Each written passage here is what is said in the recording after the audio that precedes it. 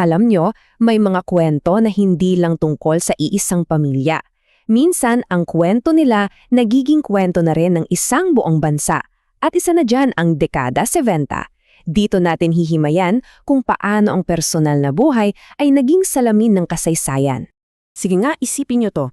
Paano kung nabubuhay ka sa isang panahon na yung simpleng pagsasabi mo lang ng opinyon, lalo na kung kontra sa gobyerno, pwedeng maging dahilan para makulong ka? Grabe no? Parang ang hirap paniwalaan.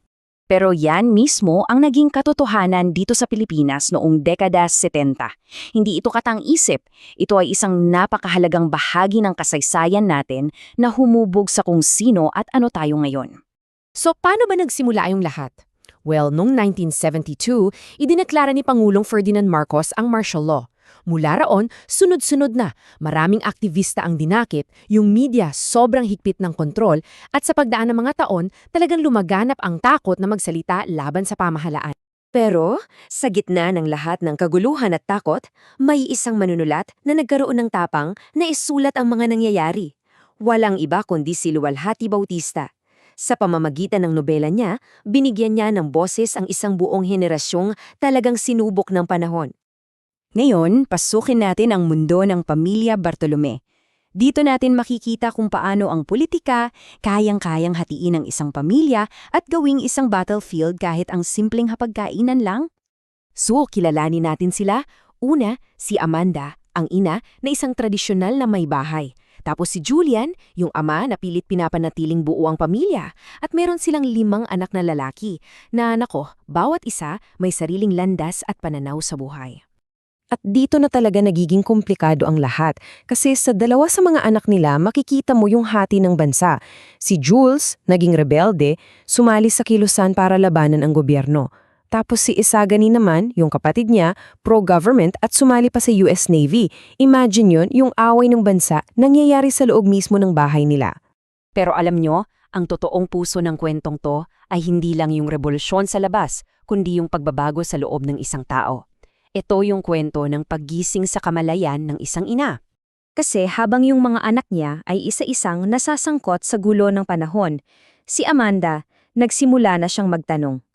Hindi na niya kayang manahimik na lang at maging simpleng tagamasid. Nagsimula yan sa mga tanong na, teka, bakit ba may mga taong inaaresto dahil lang sa paniniwala nila? Alam mo yon, parang simpleng tanong lang, pero sobrang bigat, sobrang lalim ng pinanggagalingan. At mula sa pag-aanala para sa mga anak niya, unti-unting lumawak yung pag-iisip niya. Naging, ano na ba talaga ang nangyayari sa bansa ko? Hanggang sa umabot siya sa pinakamahalagang tanong sa lahat.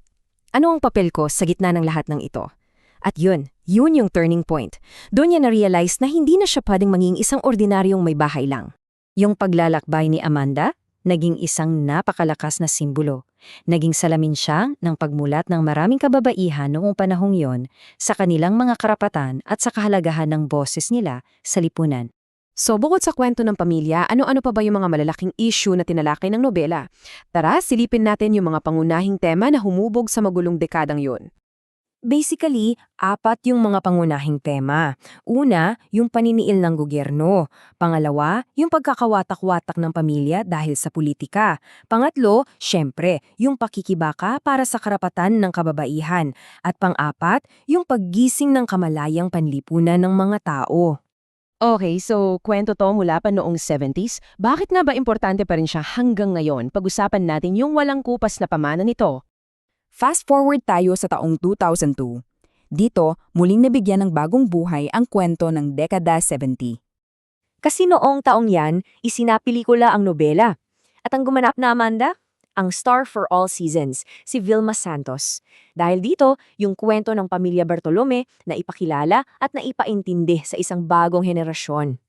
At hindi lang yan. Hanggang ngayon, di ba, pinag-aaralan pa rin to sa mga eskwelahan. Hindi lang siya basta required reading, isa na siyang mahalagang aral tungkol sa kasaysayan at lipunan Pilipino. Kaya naman sa huli, masasabi talaga natin na ang dekada 70 ay higit pa sa isang nobela. Ito ay isang kwento ng pamilya, ng tapang, ng pakikibaka at ng walang katapusang paghahanap sa kalayaan. At ang pinaka-takeaway siguro natin dito, Ipinapaalala sa atin ng kwentong to na ang kasaysayan ay hindi lang nakasulat sa mga libro. Ito ay nararanasan, ipinaglalaban at binubuhay ng mga ordinaryong taong tulad natin. Kaya ang tanong para sa ating lahat, anong bahagi kaya ng kasaysayan ang kasalukuyan nating isinusulat ngayon?